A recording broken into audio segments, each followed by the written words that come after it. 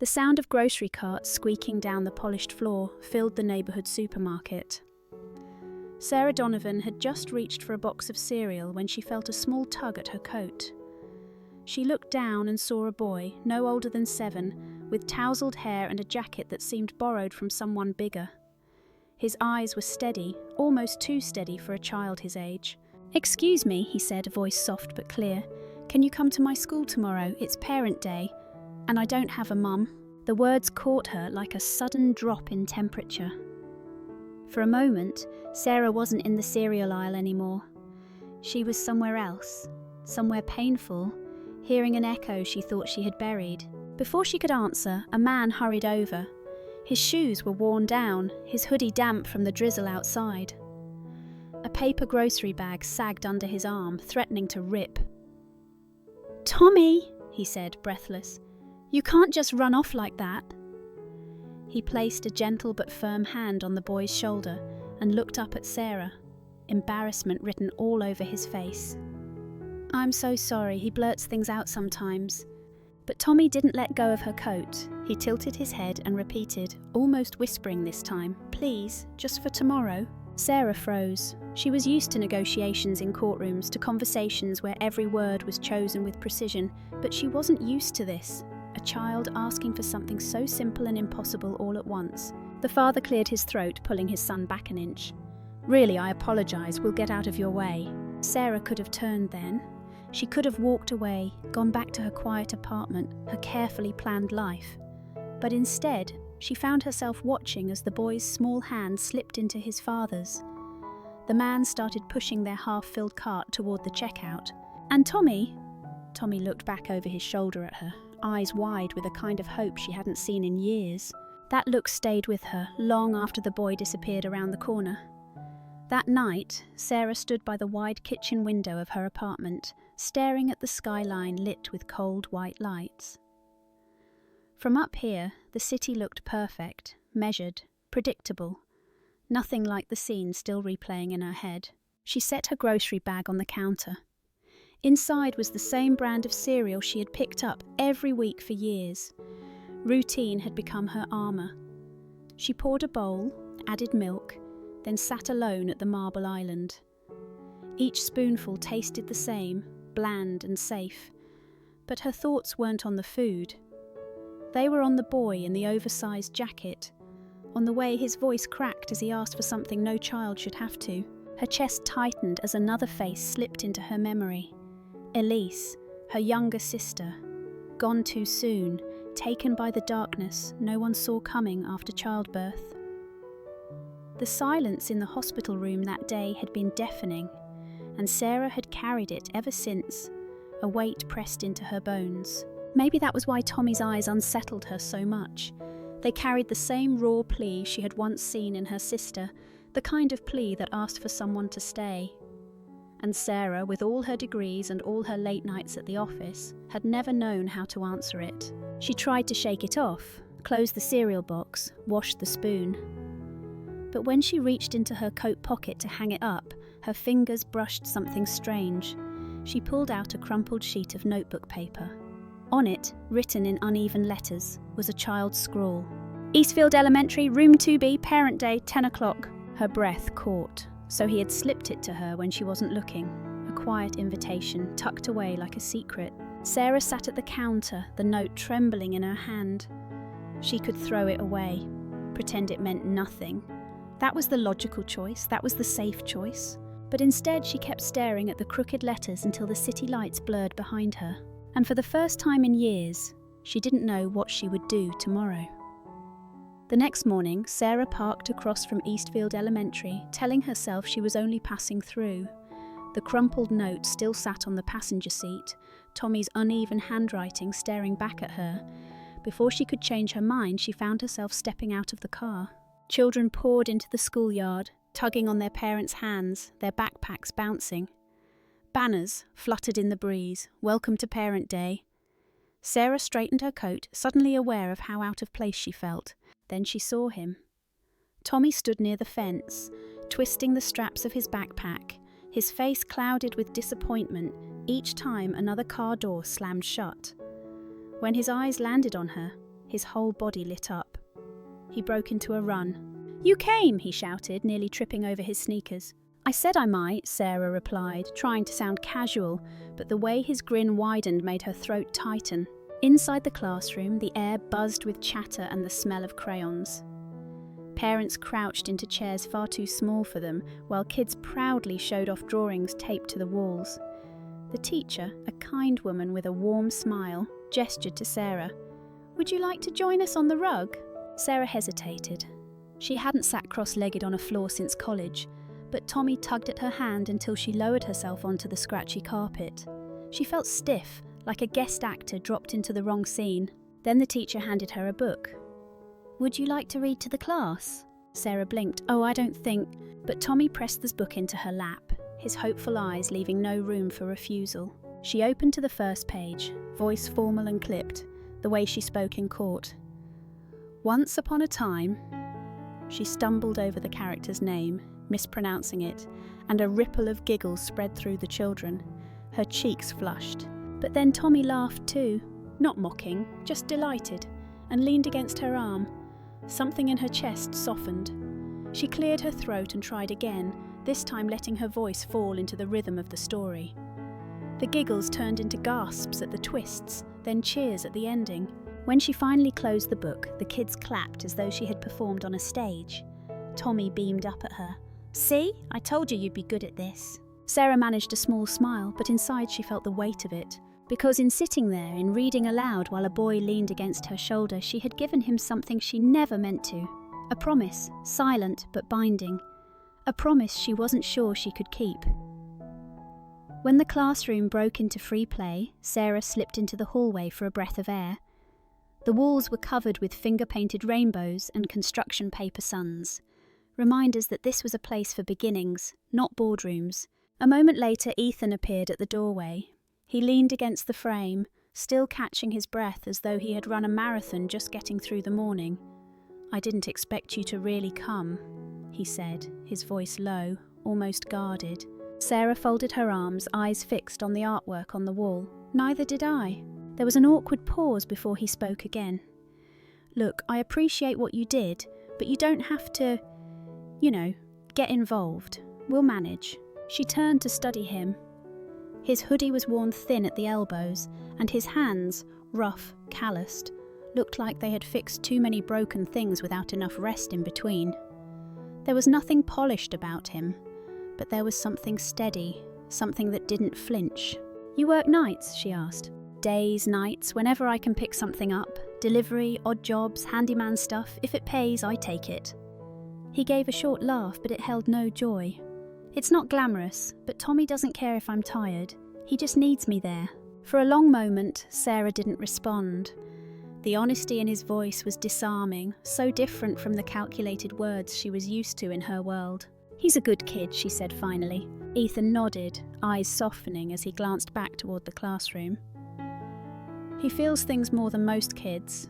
Notices what's missing. Sometimes I wish he didn't." Sarah followed his gaze and caught a glimpse of Tommy showing another boy the drawing he had made of a family. 3 figures holding hands. Her throat tightened. She stepped back, adjusting her coat as though preparing to leave. "Well, I should get going." But before she could walk away, Tommy darted out of the classroom and wrapped his arms around her waist. "You'll come back, right? Just once more?" he asked, eyes full of the same unshakable hope she had seen the day before. Sarah froze. She could feel Ethan's eyes on her waiting, maybe even bracing for her to say no. She placed a hand gently on Tommy's shoulder, unable to answer right away. And in that hesitation, a new question rose inside her. Was she willing to step into a life that wasn't hers, even for a moment longer? The drizzle had turned into a steady rain by the time Sarah pulled into the old brick apartment building. She told herself she was just passing through. But when she spotted Ethan and Tommy carrying grocery bags up the narrow steps, she found herself rolling down the window. "Need a hand?" she asked before she could second-guess it. Ethan looked surprised, as if she were the last person he expected to see in this neighbourhood. But Tommy's face lit up like Christmas morning. "You came back!" Minutes later, Sarah found herself standing in their small kitchen, helping unload a handful of cans and a box of pasta. The room smelled faintly of garlic and laundry soap. The wallpaper peeled at the corners, and the light over the sink flickered now and then. But it felt warm in a way her spotless apartment never did. Dinner was spaghetti from a scratched pot and garlic bread that leaned a little too close to burnt. They set the fold-out card table with 3 mismatched plates, and Tommy insisted on sitting between them. Sarah twirled her fork, staring at the noodles sliding across her plate. "It's been a while since I've had dinner at a kitchen table," she admitted. Ethan raised an eyebrow. "What, you don't eat?" She smirked faintly. "I eat, usually standing up, usually while answering emails." Tommy laughed, strands of pasta dangling from his chin like streamers. "That's silly. Food's better when you sit down." Something in Sarah's chest eased. For the first time in years, she laughed without forcing it. After dinner, Tommy tugged her into his room to show off a spaceship made of cardboard and tape. The walls were covered in crayon drawings, superheroes, dinosaurs, and stick figure families. One drawing caught her eye, 3 figures holding hands under a crooked sun. She blinked before looking away. Back in the kitchen, Ethan was rinsing dishes. "Sorry about the mess," he said, almost defensive. "It's fine," Sarah replied softly. "I'm not here for the decor." He gave her a quick look, unsure whether to believe her. Then he dried his hands on a towel. "You know, people don't usually show up twice. Why did you?" Sarah didn't answer. She couldn't. Instead, she picked up her coat and slipped it over her shoulders, her silence heavier than any explanation. But as she reached the door, she glanced back at the boy's cardboard spaceship, and the thought hit her hard. Maybe she wasn't done showing up after all. Sarah kept telling herself she was just helping for a little while, but little by little, her days began to fold into theirs. On Saturday morning, she sat on a creaky bleacher while Tommy swung at a baseball. He missed every pitch, but when he spotted her clapping, he grinned like he'd won the World Series. The next week, she crouched over the small table in their apartment, helping him glue a crooked paper volcano for his science project. Glitter stuck to her jacket sleeve, and Ethan laughed softly from the counter. "You know you've got more sparkle on you than the poster, right?" One evening, she read the same book twice in a row, even though Tommy had already fallen asleep before the last page. She stayed there in the quiet, brushing the hair from his forehead, feeling something she hadn't felt in years, needed. It was all so ordinary. Baseball games, messy crafts, grocery runs. But those ordinary moments tugged at her more than any courtroom victory ever had. Then, one afternoon at the corner store, Sarah felt a shift. She had stepped out to grab milk while Ethan paid at the counter. A woman about her age with tired eyes and a grocery basket on her hip looked at Sarah and lowered her voice. "You're with Ethan and the boy, aren't you?" Sarah hesitated, unsure how to answer. The woman gave a short sigh. "I don't mean to pry, but people talk around here. His late wife's parents still live a few blocks over. Folks say they never liked him raising the kid alone. If they decide to make it official, well, courts don't always side with fathers." Before Sarah could respond, Ethan and Tommy appeared, balancing a carton of eggs and a loaf of bread. Tommy reached for Sarah's hand the moment he saw her, his grip easy and certain, as if it had always been that way. "Race you to the car," he said, already tugging her forward. Sarah forced a smile, but her chest felt tight. Because as she let the boy swing her hand through the parking lot, one thought pressed harder than all the rest. What if this little piece of happiness could be taken away before it even began? The first sign of trouble came on a Tuesday evening. Sarah had just set a bowl of macaroni on the table when a sharp knock rattled the apartment door. Ethan wiped his hands on a dish towel and opened it to find a man in a grey suit holding a thick envelope. "Delivery for Mr. Miller," the man said, voice flat. He handed over the envelope and walked away without another word. Ethan tore it open, eyes narrowing as he read. His face went pale. Sarah reached across the table, steadying her voice. "What is it?" He swallowed hard. "It's a petition. Her parents, they're trying to get custody of Tommy." The words seemed to hang in the air, heavier than any silence Sarah had ever known. She glanced toward Tommy's bedroom, where muffled laughter came from behind the door, the sound of a child who still believed the world was safe. Ethan sank into a chair, rubbing his forehead. "I knew they didn't trust me. They think because I work jobs that barely pay the bills, I can't give him what he needs. They see me as temporary." Sarah hesitated. "But you've raised him since he was 2, that has to matter." "Not in court," Ethan said bitterly. "Not when they can afford lawyers, and I can't." He looked up, and for the first time since she had met him, his eyes showed more fear than exhaustion. Sarah reached for the papers, scanning the lines of legal jargon, each word cutting sharper than the last. This was no empty threat, this was a battle. Before she could respond, the bedroom door creaked open. Tommy padded out in his socks, holding a drawing of a rocket ship. "Look," he said proudly, "I made it for the three of us." Ethan quickly folded the papers and shoved them under a stack of mail. "That's great, buddy," he said, forcing a smile. Tommy's eyes flicked between them. He wasn't fooled. "What's wrong?" "Nothing," Ethan said too quickly. Tommy studied their faces, then lowered his voice. "They can't take me, right?" Sarah felt her heart twist. She opened her mouth to reassure him, but the words caught in her throat, because she didn't know. And as Tommy pressed closer to her side, Sarah realised this wasn't just Ethan's fight anymore. It was hers too, whether she was ready or not. The courthouse was quiet, too quiet, the kind of silence that made every footstep echo. Sarah sat behind Ethan, hands knotted in her lap. He wore his father's old suit, pressed as carefully as possible, but it still pulled at the shoulders. Tommy sat between them, small but trying to look brave. The grandparents' lawyer went first. Her voice was smooth, confident, rehearsed. She painted Ethan as unstable, a man living paycheck to paycheck, no health insurance, no secure future. Each word sounded like another brick stacked against him. Ethan said little, his jaw tight. Sarah could feel the fear beneath his calm, the helplessness of a man being told he wasn't enough for his own son. When it was their turn, Sarah surprised herself by standing. "Your Honour," she began, her voice steady, even though her hands trembled. "I'm not here with legal arguments. I'm here because I've seen this boy with his father. I've seen the way Ethan shows up for him, day after day, no matter how tired he is, no matter how hard things get. He doesn't give his son money he doesn't have. He gives him what matters, patience, time, love. In a world where people leave so easily, that is stability." The room hushed. Then, before anyone could stop him, Tommy slid off his chair. He walked to the front, chin trembling but eyes clear. "My name is Tommy," he said loudly enough for everyone to hear. "And I already have a dad. He reads to me when I'm sick. He makes spaghetti, even if it's burnt. He never leaves. I don't need another dad. I just want him." A ripple moved through the courtroom.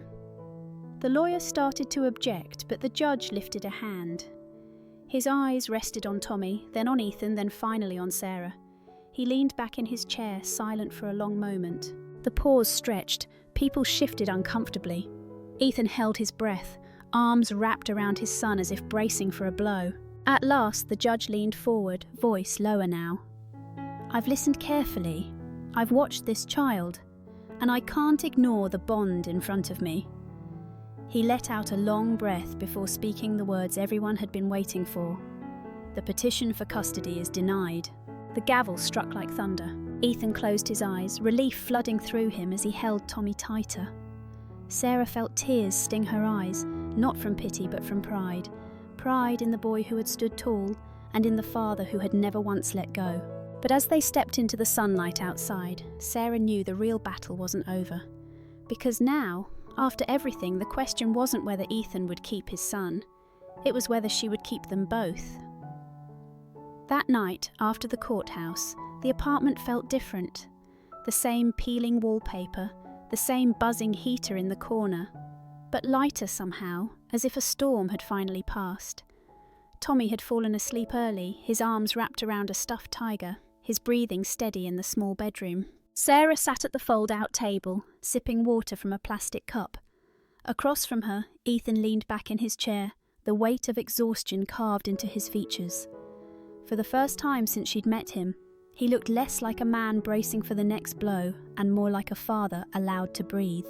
"You saved us today," he said quietly. Sarah shook her head. "No, Tommy saved you. He saved all of us." Ethan gave a tired smile, then grew serious. "Still, you didn't have to be there, but you were." She set the cup down, fingers tracing the rim. "I don't know why I was. I'm not usually the type who shows up." The room went quiet, the hum of the heater filling the space between them. Ethan leaned forward, elbows on the table. "That's the thing. People come and go. I've stopped expecting anyone to stay, and that's fine for me. I can take it." He paused, his voice lower now. "But for Tommy, if you're going to be in his life, I need to know it's not just for a season." Sarah's throat tightened. She hadn't expected this conversation, not tonight, not with the memory of the judge's gavel still ringing in her ears. "I don't know how to do this," she admitted, her voice barely more than a whisper. "I don't know how to belong to something that isn't written in a contract or signed in ink. I don't know how to be needed without being afraid." Ethan's eyes softened, steady and calm in a way that disarmed her. "You don't have to be perfect. You don't have to have it all figured out. You just have to show up. That's all he wants. That's all I want." Sarah looked at him, really looked at him, and felt the truth in his words press deep against the walls she had built around herself. From the bedroom, Tommy stirred, murmuring something in his sleep before settling again. Sarah's eyes drifted to the half-open door, to the boy who had asked her for one day and somehow pulled her into so much more. And as she sat in that small kitchen, she realised Ethan wasn't asking for promises written in stone. He was asking for something far harder, her presence, her choice. The question now was whether she was ready to give it. The week after the hearing passed in quiet pieces. School runs, grocery trips, evenings where homework and cartoons filled the small apartment. Sarah kept telling herself she was only stopping by to help, only filling gaps where needed. But each time she left, she found herself returning sooner, until returning didn't feel like a choice anymore. One Saturday morning, sunlight streamed through the thin curtains of Ethan's apartment. The smell of pancake batter and sizzling butter drifted through the kitchen. Tommy padded out of his room, rubbing his eyes, hair sticking in every direction. He stopped in the doorway, blinking. Sarah was at the stove, flipping a pancake with a spatula far too big for the tiny pan, while Ethan leaned against the counter beside her, pouring orange juice into mismatched cups. For a moment, Tommy just stood there like he wasn't sure if he was still dreaming. You didn't leave?" he whispered. Sarah turned, flour smudged across her sleeve, and smiled. "Looks like I didn't." He grinned so wide his cheeks flushed, then ran forward and hugged her from the side. She crouched down, wrapping her arms around him, and felt his small heartbeat thump steady against her chest. The three of them sat down together at the fold-out table, pancakes stacked high on chipped plates, orange juice spilling a little onto the surface. Tommy dug in, talking about his drawing project at school, while Ethan listened with the quiet patience of a man who had finally been allowed to breathe. Sarah glanced at the boy's face lit with joy, then at Ethan, who met her eyes across the table. No words passed between them, but none were needed. Because in that messy kitchen with pancakes too thick and a table too small, Sarah had already made her choice. She wasn't going anywhere. She was staying. Lesson. Family isn't defined by blood or perfection. It's built by the people who choose to stay, show up, and love each other through the ordinary, messy moments of life. Thank you for staying with us until the very end of this story. It truly means a lot. If this touched your heart, please give it a like, subscribe to the channel, and join our growing community. We'll see you again soon, right here on Rain Inside.